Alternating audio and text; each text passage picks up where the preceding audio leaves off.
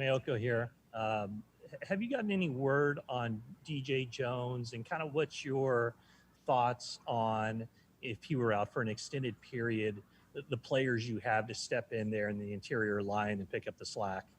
I haven't heard anything yet. I know they're running more tests. We're just waiting to hear back from this afternoon.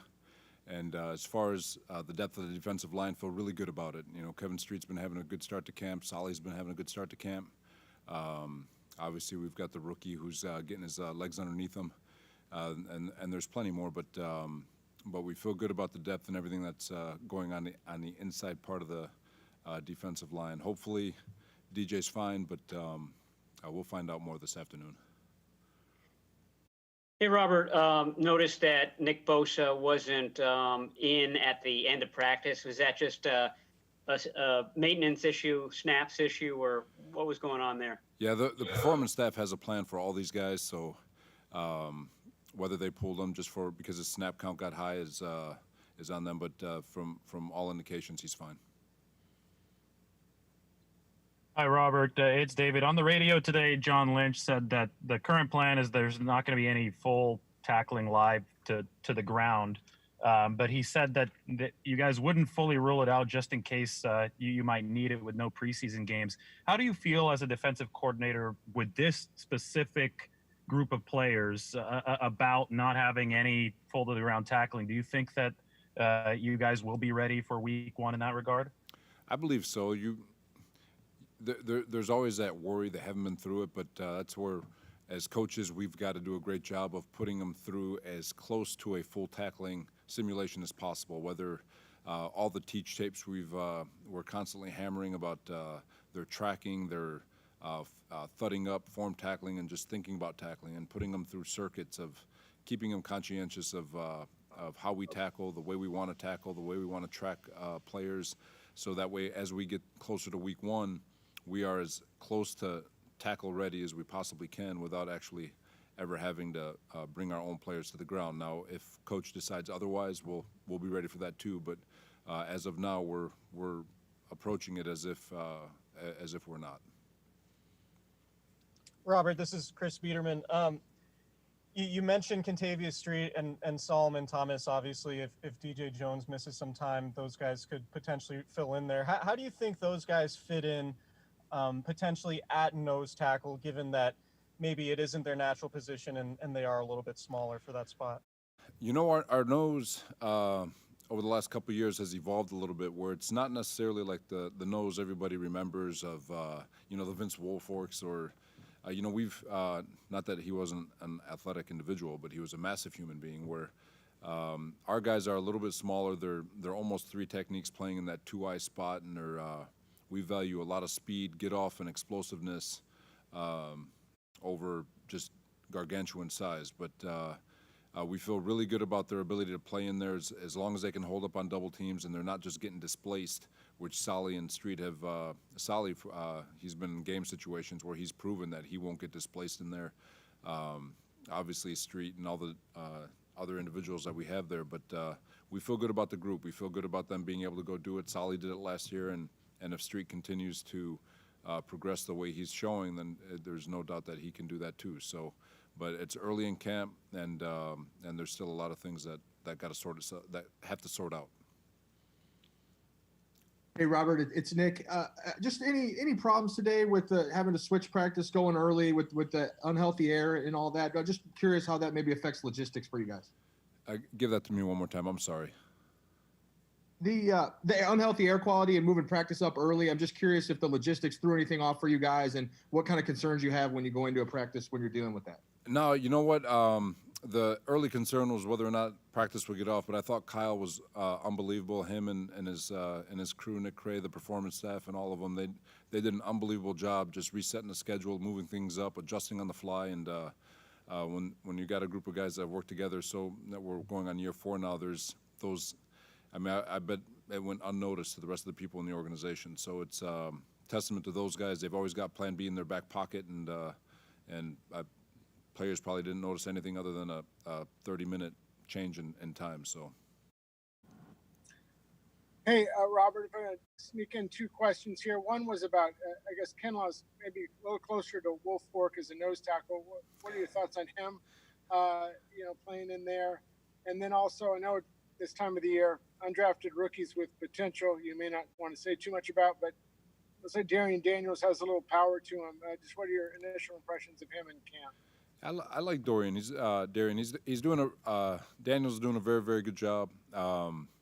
Like I said, it's early. We've got only a few days in the camp, and he's showing some good qualities. He's got a lot to learn with technique, consistency, and all that stuff. But it's a grind when it's a different technique than most of those guys are used to when they get here and they're under working with Kasarik and how he teaches, and so he's got a little bit of ways to go, but we are pleased with him so far. Hey, Robert. Bosa yesterday said that it's been great for him to go against Trent Williams in practice and in one-on-ones. How valuable is it to have someone like that on the offensive line for the guys to practice against? And what have you seen from him, and what does he do to create such a problem for the defensive line? It's what a treat for Bosa and all of us, really. You think about his rookie year, he had Joe Staley, who's an All-Pro, and now you got Trent Williams, who's also an All-Pro, and they're two completely different styles, but both incredibly gifted at their positions. And then on the other side, you got McGlinchey to work with, and it's it's the old cliche of iron sharpening iron. I mean, it's a really, really talented group on the outsides with both defensively and offensively, and those guys are grinding every day. I mean, Trent gives them a look that they're not going to see all year because he is a freak athletically, and some of the things that he can do, it's just going to make it easy on game day. And same thing with Mike and the way he's showing up on the other side. And he's leaner, he's stronger, he's faster, he's more stable, and so our guys are getting all the work they can handle with those two tackles, and it's good for both sides because I'm sure they're thinking the same thing. Robert, what did you see from Jonathan Cyprien in your 3 years with him in Jacksonville that made you want to bring him here to this situation? And exactly what is his situation here with it? You got some young safeties who are on the rise. What do you expect out of him? Sip at Jacksonville, sometimes I feel like you can be underappreciated because of your draft status. They expect a little bit more out of you, and we always felt Sip was a very good football player. And I think our last year there, his last year in Jacksonville, he was well over 100 tackles. I think it was inching towards 130. So he's been a productive player. He knows our system. He's in great shape. He moves very well. And the expectation for him is to just come on in and compete. If he's you're never going to restrict roster spots and all that stuff with numbers, but he's a talented football player, and his ability to come in and compete and push guys and do things, it's you can never have too many good football players, and he's a good football player. And it doesn't say anything about the men in the room in terms of what they've been doing, because they've all been doing a great job. It's a very, very talented safety group, and so it's just another piece to the puzzle to see how we can get a little bit better. Hey, Robert, just wanted to get your thoughts on Quinoa as a possible nose tackle. I know that's not a huge leap just because he's already in there, in the interior, but is that a spot he could play? Yeah, the way we teach our D-line, with the exception of a couple of guys, they've got to know all four spots. They've got to be able to, Kasarik says it's like 4 quarters on the dollar. You throw them all out there, and they've got to be able to play whatever position that they're thrown out there to do. And so Kinlaw's getting 2-eye work. He's getting some 3 technique work. Sally's been at the 3 and the 2. Street's been at the 3 and the 2. Daniel's 3 and 2. So they're getting a lot of versatile work. And so when the time comes, you continue to train them appropriately, and it's no different than a linebacker. They all got to know the Mike. They all got to know the Will. They all got to know the Sam. And so, because you never know when the situation might arise come up where you need them in those positions. And it's the same thing with the way we teach our D-line and train them. So to answer your question, absolutely. He can go down there and play 2-eye also. 2 more for Coach? You mentioned Street a couple of times. To us, he looks totally different than he did a year ago. What are you seeing from your eye in terms of his progress, his difference from 2019? Playing with a little bit of confidence. There was when you're coming off the major injury he had and going through all the different things that he had going on from a physical standpoint, the confidence of just letting loose and trusting that you'll be okay is different. He's not thinking. You can tell that in his play he's not thinking about it. So he's playing a lot faster. He's playing with a lot of confidence, and he's able to use his power and his strength and all that. The weight room stuff that we've seen and the stuff that we saw in college is kind of coming to fruition, and he just got to maintain it now. It's continue to stack day after day, continue to build confidence, and hopefully things keep going in the direction they are. He's worked his tail off to get to this point, and so whether it's here or somewhere else, I just want him to succeed because of the work that he's put in is unbelievable. Robert, last time we spoke to you, you mentioned that the competition at cornerback opposite Sherman was wide open. What have your impressions been of that competition so far, and how much do you rely on what you already know about some guys, just given the fact that they've played pretty extensively in the system?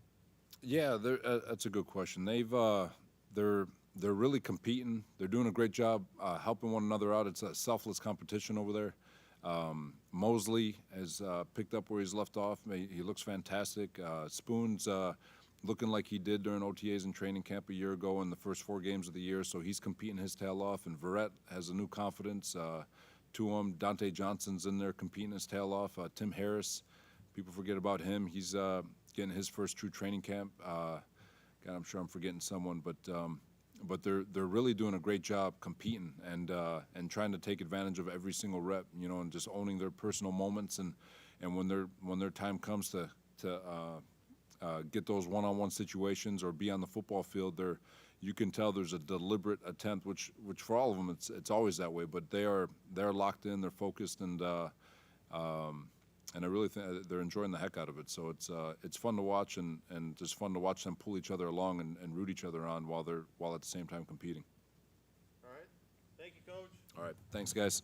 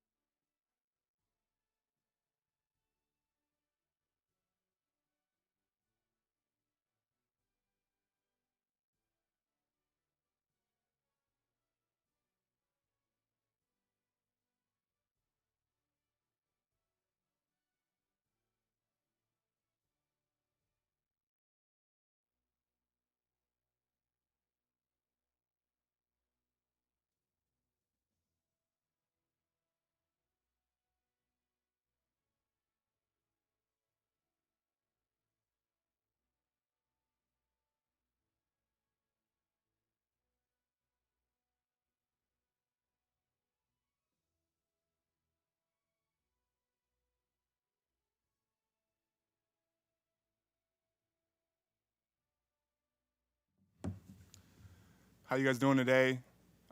Before we talk football today, I decided this year to bring up some important things that are important to me in terms of social injustice and issues I see in our country.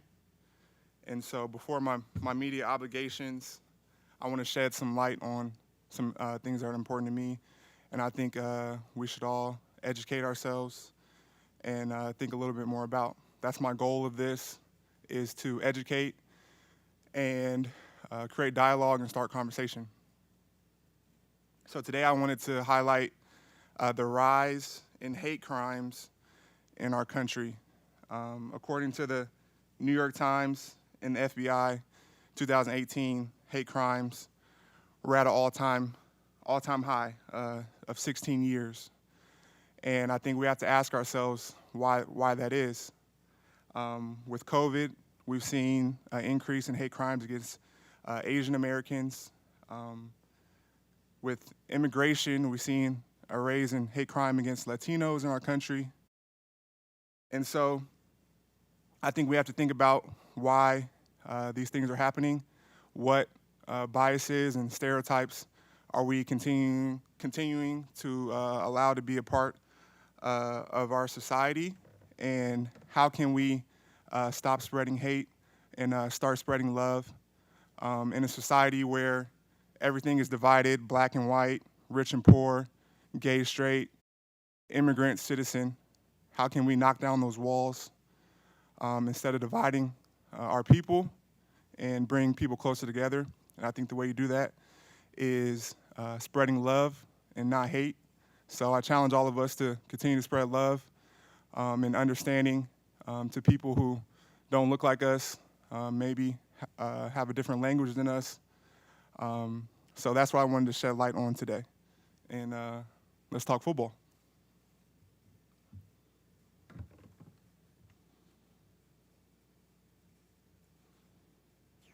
I do have a football question, but Eric, is this something that every time you have media availability, do you plan to do this every week? Just find something that to educate and bring light to throughout the season? Yeah, that's my plan throughout the season, is to continue this and bring up different topics, new things each time, things I've been reading on, educating myself on, and try to create dialogue and continue to educate people with my platform and in this opportunity. All right. Well, thank you. And as far as the football side of it, getting back into the flow a little bit today, how do you feel? What's your condition physically?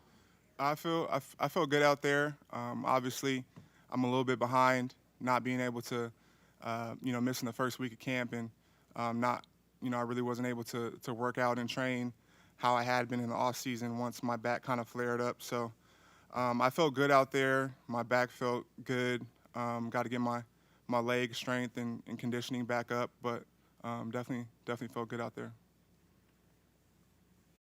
Hey, Eric, just in regards to how you began, I don't know, are you at a point in your career where you feel like you have that voice, or is it a combination of that and obviously what happened in America after the killing of George Floyd?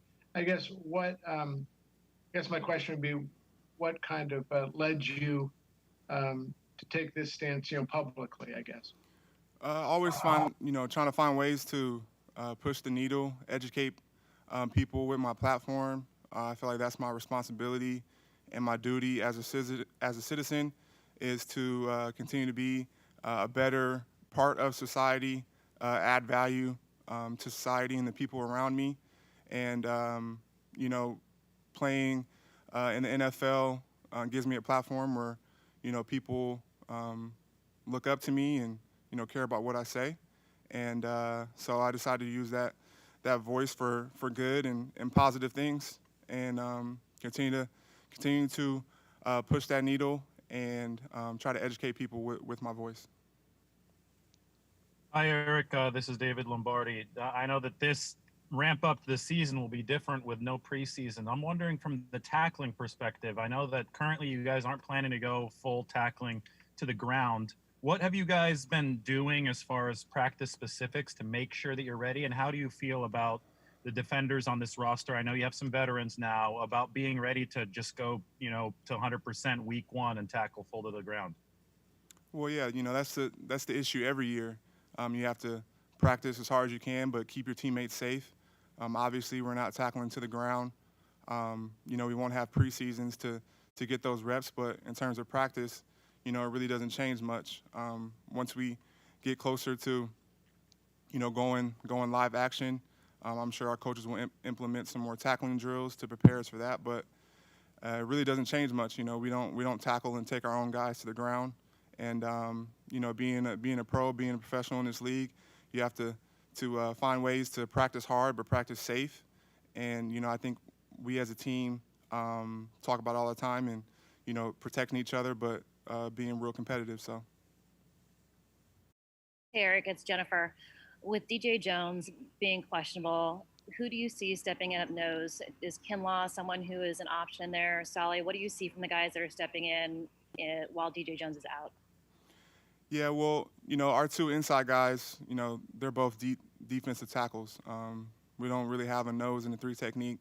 Both those guys have to be able to kind of do both and move around on the inside. So I expect, all the guys to step up, and a lot of those guys have been looking great, and I'm proud of the strides they've been making, and I'm excited to get out there and get back on the field with them and playing again.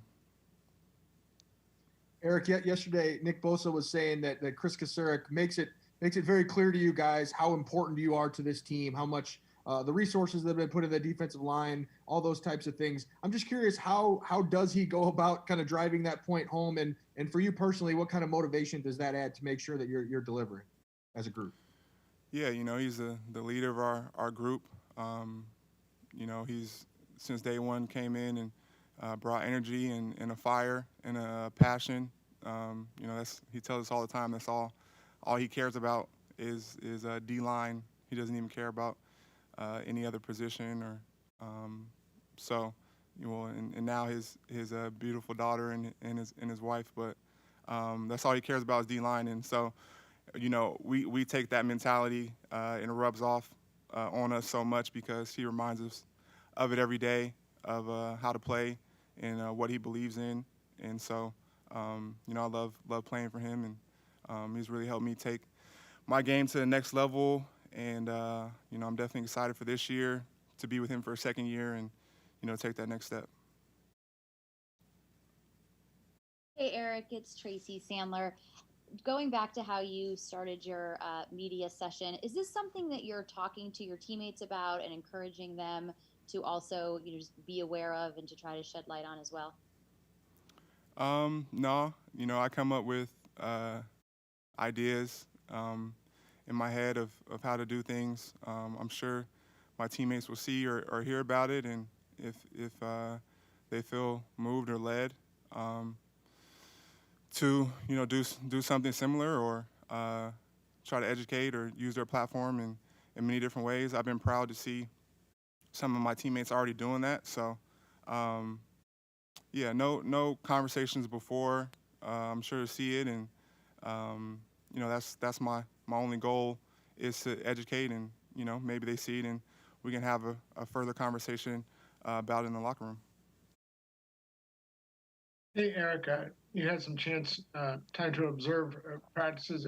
Just wondering what your thoughts may be on Contavious Street, who looks, healthier, and then got an undrafted rookie, Darian Daniels. I don't know if you've been able to glean anything from him, but just those two guys, what you've seen so far early in camp. Yeah, Street is looking amazing. So proud of him. The injuries that he went through, and I've gone through injuries in my career.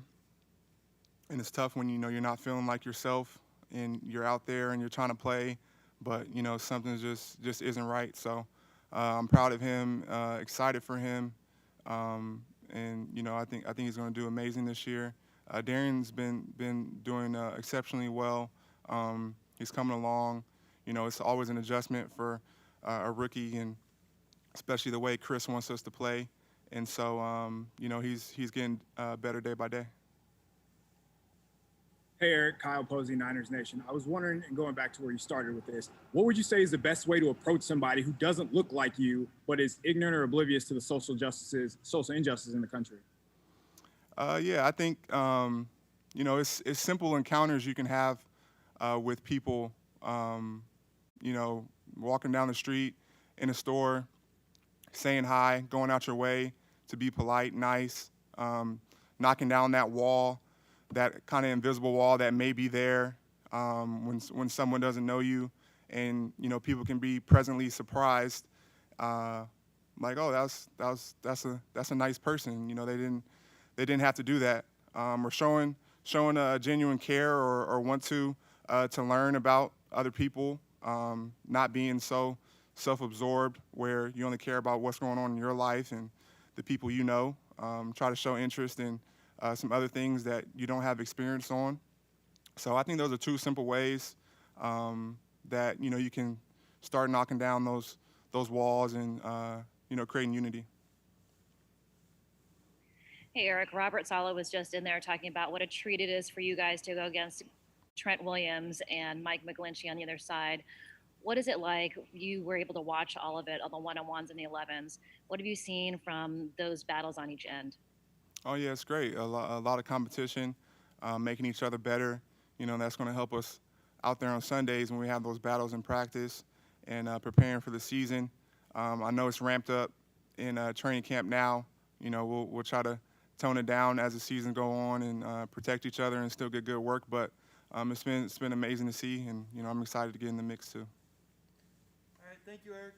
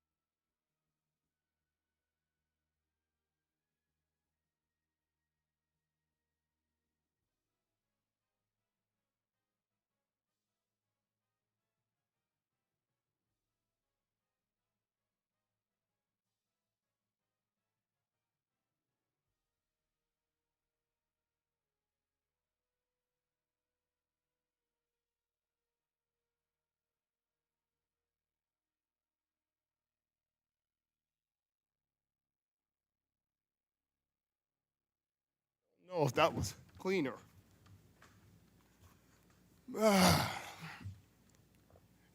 Hey guys, let's do it. I'm pumped. Hi, Richard. It's Matt Barrows. Hey, Matt. How are you? Fantastic. And yourself? I'm great. Thank you for asking. Before training camp started, you said you were eager to see Jason Verrett in action. He was looking better than he had in the past. What has been your observations, your thoughts on him so far? I think it's what we thought he'd be. He's way further along this year. His feet look incredible. His confidence is rising with every day. He's so sound, and he's so hard on himself and so tough on himself.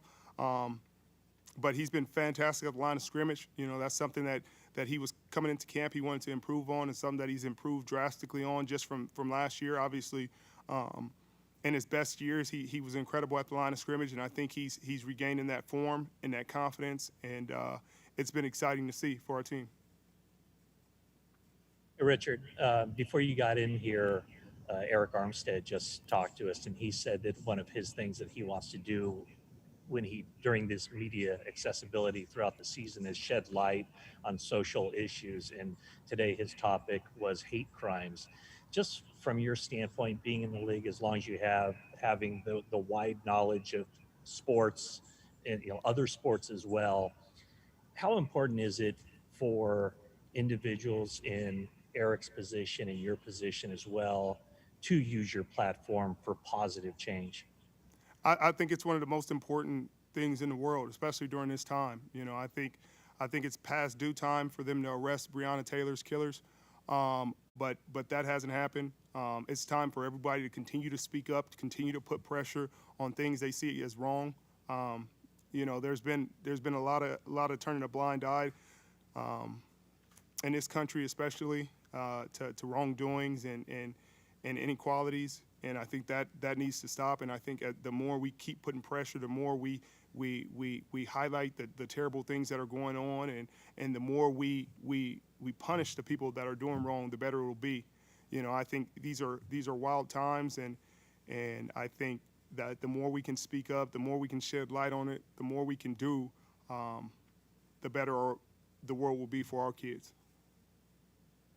Thank you. Richard, this is Chris Biederman. You had posted on Instagram a little while back about how you miss your family during these times. Are they still up in Seattle? Yeah. What's the communication been like, and how different is dealing with the rigors of training camp while being unable to have them with you at home?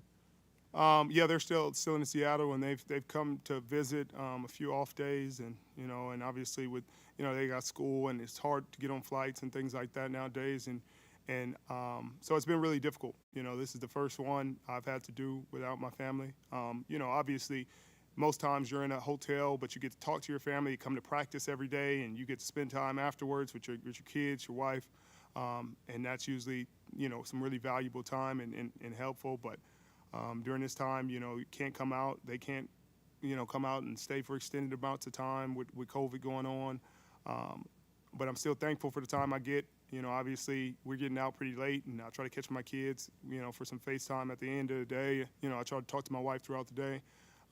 But it is what it is. People are going through harder times. Like to give a shout out to everybody fighting those wildfires right now. Those people are going through it, and they're saving lives, and you pray for all the people who've lost, loved ones and lost property, and are dealing with that kind of tragedy.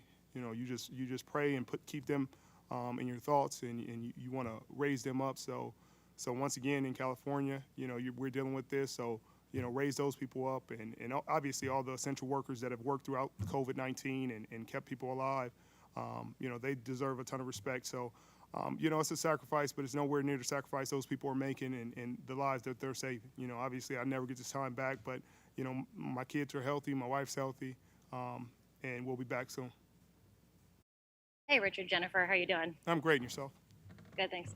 A lot of your young counterparts, Tarvarius Moore, Tim Harris, have been making some plays in practice. What have you seen from them? It seems like they've kind of gotten better at having a short memory. A bad play turns into a good play very quickly. What have you seen from their growth? Are you not saying I'm young? Oh no, man, they've shown tremendous growth, and it just goes to show, there are certain things that mature you faster than others, and obviously the playoff run and Tavares getting the experience he got playing in the Super Bowl and playing in huge games and playing well, obviously gave him a lot of confidence, and he's worked hard in the offseason, and that's shown. So I don't think bad plays are as detrimental on their mindset. They understand that it comes with territory. This is a tough job that we're out here doing, and as the great Marshawn Lynch said, you just want to get them more than they get you. You know what I mean? At the end of the day, and so they're being persistent. They're staying the course, and they're not wavering. I think Marcel Harris has had a fantastic camp. He's made a ton of plays. Tavares has made a ton of plays in coverage. They got him running left and right and showing all the athleticism that he has, and he's answered the bell every time. Obviously, the normal culprits. Spoon's having a good camp. E-Man, Verrett has really shown up this training camp in a big way. Tart and Jimmy, are being as consistent as they ever have. Tim Harris is showing growth. It's been amazing. JT at the nickel, since KK has gone down, has been outstanding. We haven't missed a beat when he stepped in there, and him coming into this system with no OTAs and no anything, he deserves the tip of the cap for how he stepped up and answered the bell. Richard, it's Cam Inman here. That was a pretty good description of the defense. Can you flip the side and tell me what you're seeing from Jimmy Garoppolo, the other quarterbacks, and just how the offense is looking from your point of view? Well, first off, he's handsome. They've looked really good though. He's taken another huge step forward. His decision making, his confidence. Obviously, Trent Williams is a huge addition, both obviously physically, and just in terms of what he's able to do. Losing Joe was a huge blow, but he's softened that blow with the way he's come prepared to play and in shape. I think the running back group has done a fantastic job with Raheem and Tevin, and Jed has come back in incredible shape and made some really, really great strides with the offense. Jeff Wilson Jr. Has made some huge plays out there, and the two rooks have come in and answered the call. The offensive line is moving people. Lakin is freaking a monster and moving people, and he's looking as great as he's ever looked, in my opinion. McGlinch, the big slim, is coming out there and moving well and assignment sound and looking as good as he's ever looked. The receiving core has looked really good. Obviously they lost Emmanuel, but I think KB has come in and stepped up in his role as a leader and leading by example and showing up and giving great effort every day, knowing his assignment and executing. Pettis has made some really, really, really great strides this camp, just being consistent every day. His ceiling is so high in what he can be, and I think he's reaching that peak more consistently now, and I think that's what's been impressive with him. Brandon has come in as a rookie and has been incredible. He's really stood out. Obviously, you come in as a rook with no OTAs, you got the standard. I mean, you kind of lower the bar because you just aren't giving him a chance. Kyle has a really complicated system, and he's come in and really, really blossomed. And you got to give him credit for what he's been able to do. And obviously, his skill set in terms of the moves, he's only going to get better. But he's really good where he is right now. Juwan has come in and really been impressive for a 7th-round rookie that's kind of unheralded. He's come in and really made a name for himself. So you give those guys, obviously Tavon and J.J. Nelson, those guys are known commodities. You know what they're coming out there to do, and they've made impact as well.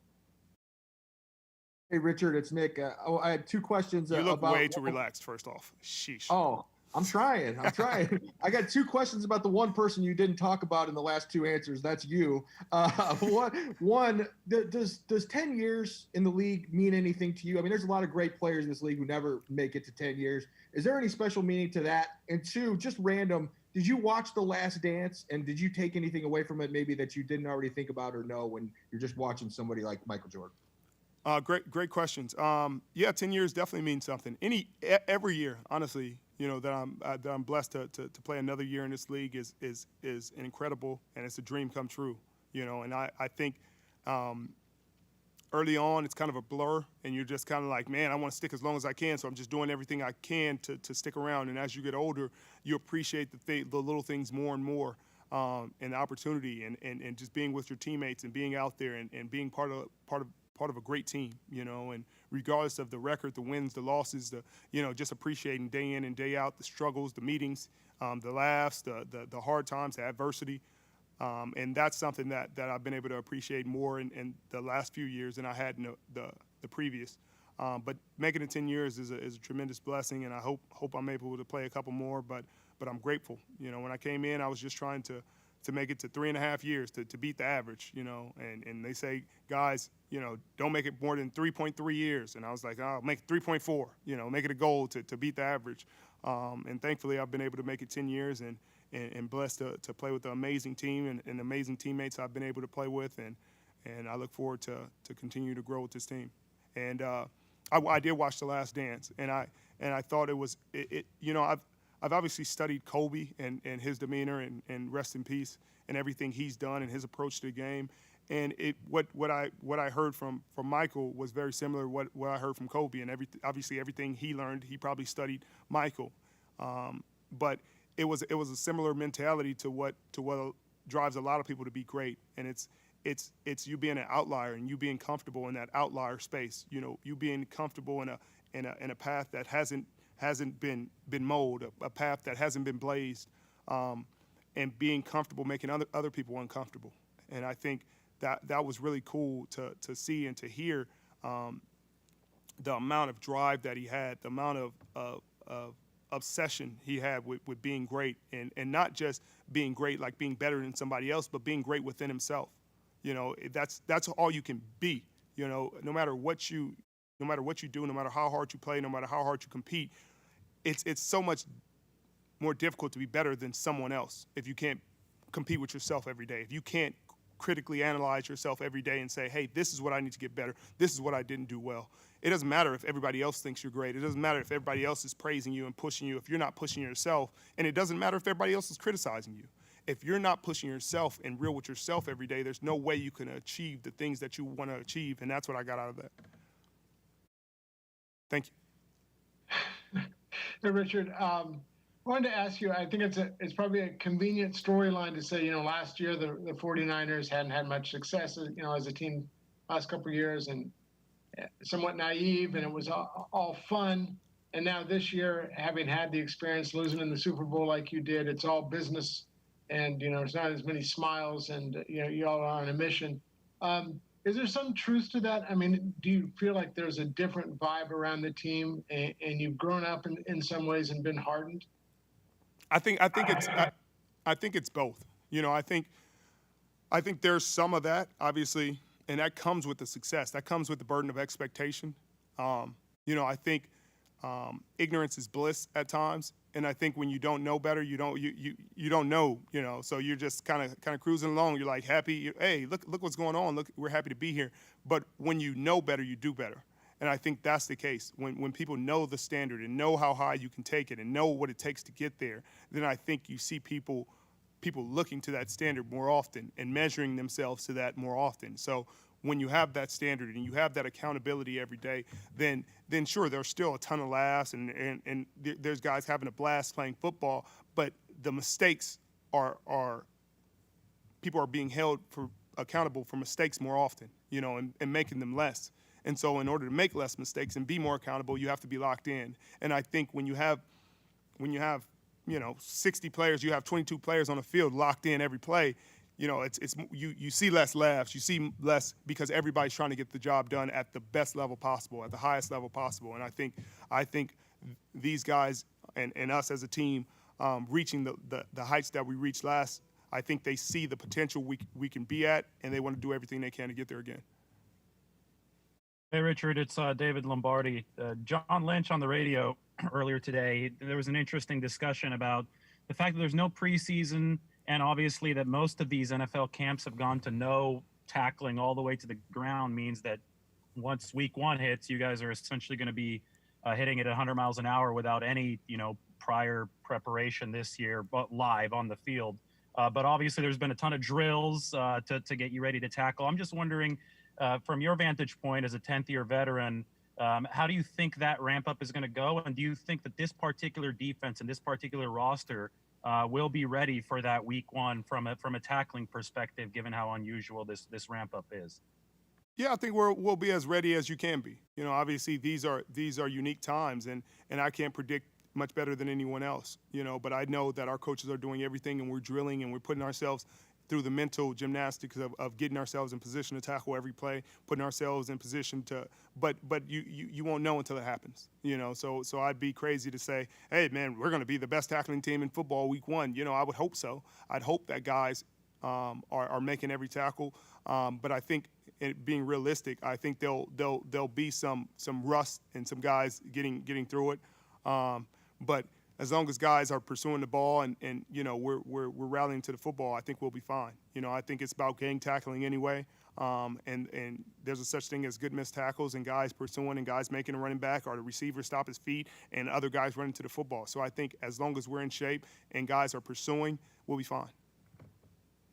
Hey, Richard, Jake Hutchinson, 2 questions. When did you guys actually go back as a DB group and watch the Super Bowl, and what was that experience like?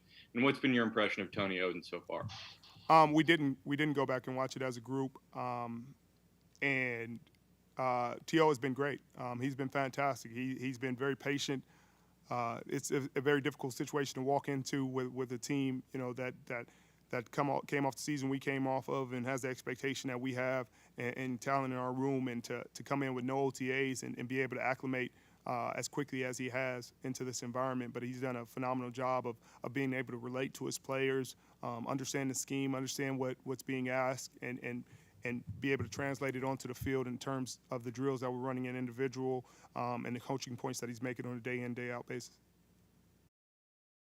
Hey, Richard, it's Tracy Sandler. Going up to the discussion of issues of social justice and using your platform to highlight those, do you see yourself as a leader for guys on this team, for other guys in the league, on how to do that? I see myself in a leader in some respects, but I think when it comes to social issues and making a difference, it takes everyone. Everyone has to lead, and everyone has to make the point. And everybody who's in the situation, who sees injustice and inequality, it's their responsibility to speak up. So I think, in some ways, I'm a leader in the space just by doing exactly what I'm supposed to do, leading by example and showing people that when you see injustice and you see inequality, it's your responsibility, it's your burden to speak up and to make sure that it's brought to light in any way you can. Regardless of what your platform is. It's your responsibility to speak up and to right the wrongs. And I think if more people did that, there'll be less people making those decisions. All right, that's it, folks. Thank you. Dante is on the way.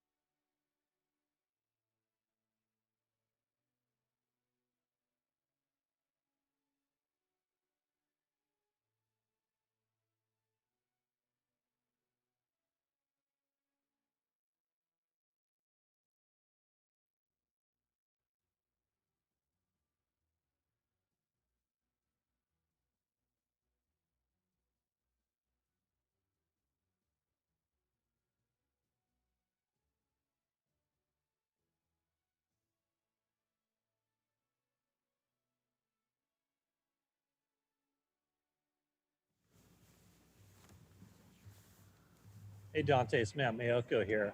Um, After last season and being deactive for the Super Bowl, how much did that impact your resolve and just your overall approach to this offseason and this training camp? I mean, if that doesn't change the way someone approaches the off season, they don't really want to be in the NFL. I don't think so.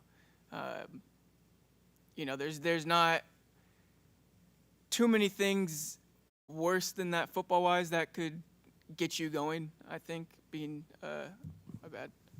deactive for the or inactive for the Super Bowl. That was kind of like the final straw, I guess you could say. But especially heading into the offseason. So, yeah, I mean, there's not much more than that could get someone going.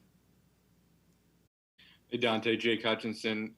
What did you work on over the offseason, and how did you navigate that, with COVID concerns?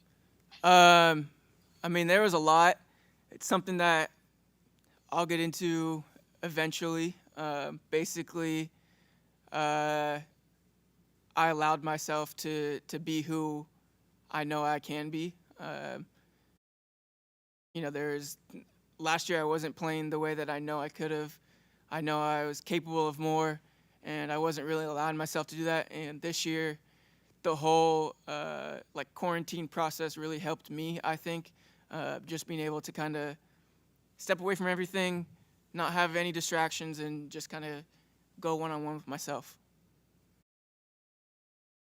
Hey Dante, this is Chris Biederman. Could you explain what you mean when you mentioned you weren't allowing yourself to be your full self last year?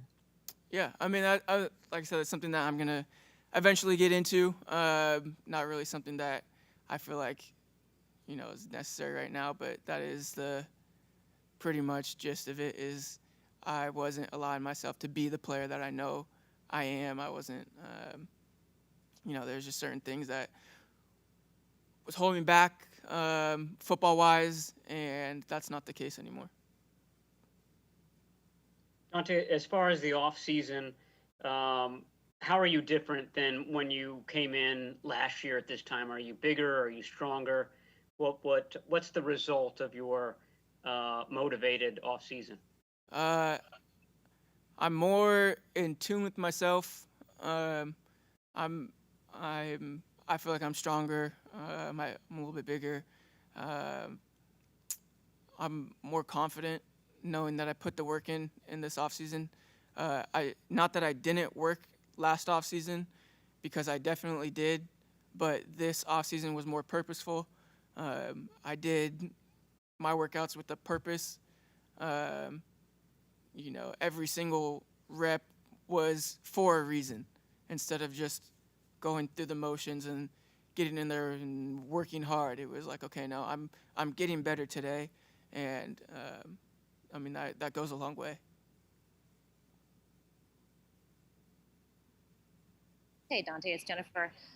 You seem to have come back with the kind of new found purpose, which is what you've talked about. Also, with your group being down 3 wide receivers, does that also put a little bit more responsibility on your shoulders? I don't really think I had any responsibility this coming in here. I mean, everybody kind of said I was done, and it is what it is. But there's a responsibility for every single receiver in the room. It's not just like, oh, these guys are down now. Okay, Dante, you were a second-round pick. Step up. It was like, no, whoever's in the room, people have to step up no matter what.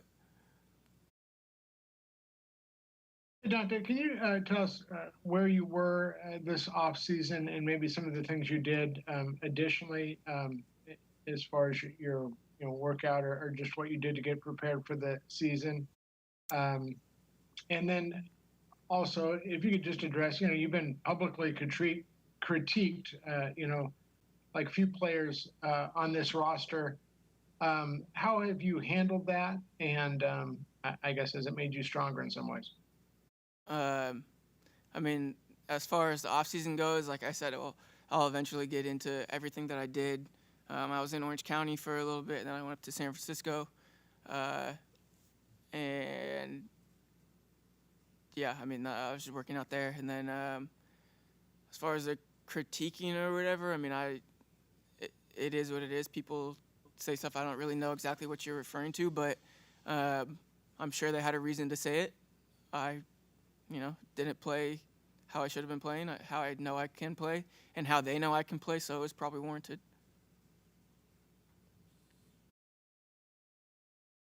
Hey, Dante. Excuse me because I came on a little late, but wanted to see, coming into the season with a new mindset, are there any particular goals you've set for yourself this season? To play free, I think, without anything holding me back. I think there's not like specific goals. Like I'm not like, okay, I need to get 10 touchdowns or something, but going in every day and getting to a point to where like coming into practice or the weight room or whatever, getting to a point to where I know that I got better, not just going in and being like, oh, we had practice or whatever. Like every single day needs to be, you need to get to the breaking point each day and push past that. And so that's kind of, I guess, how I would measure, my goals for this year.